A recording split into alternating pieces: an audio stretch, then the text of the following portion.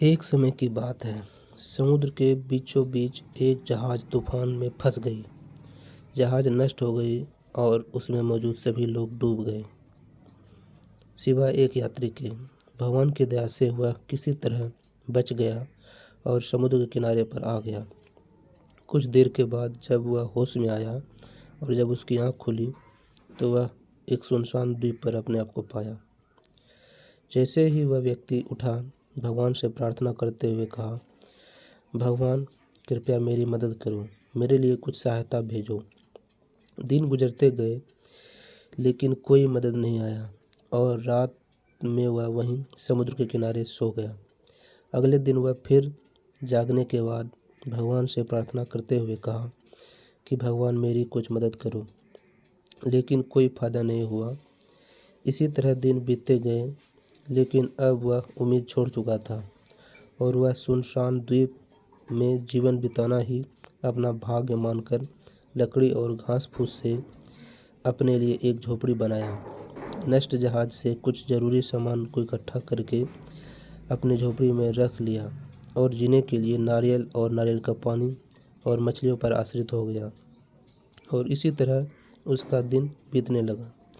एक शाम वह झोपड़ी के पास थोड़ी सी आग जलाकर भोजन की तलाश में गया और जब वह वापस आता है तो वह देखता है कि उसकी झोपड़ी पूरी तरह से आग के चपेट में है और सब कुछ जलकर खत्म हो चुका है। वह गुस्से में आसमान की ओर सर उठाकर ऊंची आवाज़ में कहा, हे भगवान, मैंने कहा कि मेरी कुछ मदद करो, लेकिन मेरी एक ना सुनी।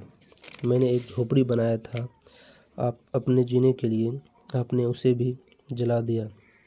अब बहुत निर्दयी हो। वह बहुत निराशा से भगवान को कोसते हुए रहा।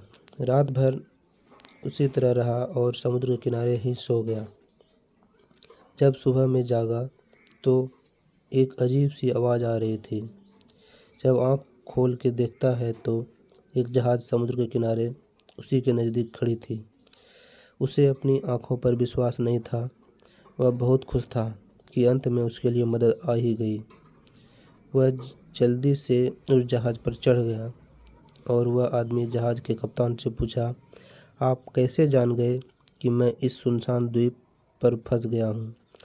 कप्तान बोला कि फायर सिग्नल द्वीप से भेजी जा रही थी तुम्हारे द्वारा।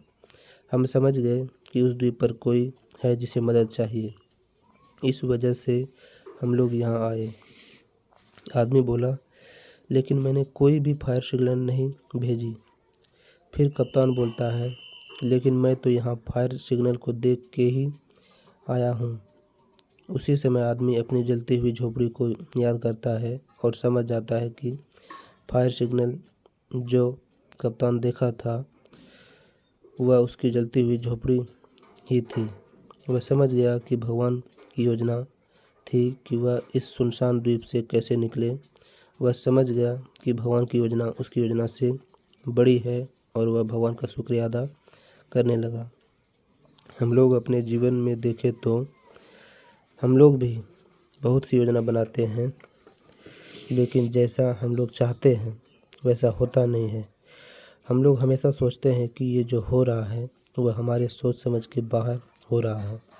जब मुसीबतें आती है तो हमारा विश्वास छोड़ना शुरू हो जाता है, धैर्य खत्म होने लगता है, उम्मीद टूटने लगती है और भगवान को कोसने लगते हैं। जबकि उस समय भगवान में आस्था रखकर संकट से निकलने का प्रयास करना चाहिए। 7 अरब लोगों की दुनिया में भगवान के पास हम में से प्रत्येक के लिए एक उद्देश्य और एक योजना है। हमें बिना हिम्मत हारे अपने प्रयास और सभी शक्तियों पर विश्वास रखते हुए मुसीबत से बाहर निकलने का प्रयास करते रहना चाहिए। इसलिए आपके जीवन में जब आपको लगने लगे कि आपकी सभी योजना असफल हो रही है, सब कुछ आपकी इच्छा के खिलाफ हो रहा है, तो दोस्तों हमेशा याद रखना कि ईश्वर के पास आपके लिए कोई और योजना है और उनकी योजना हमेशा आपकी योजना से बड़ी और बेहतर होती है आपके लिए। धन्यवाद। वीडियो अच्छी लगी हो दोस्तों तो लाइक करें और सब्सक्राइब ज़रूर से ज़रूर करें दोस्तों।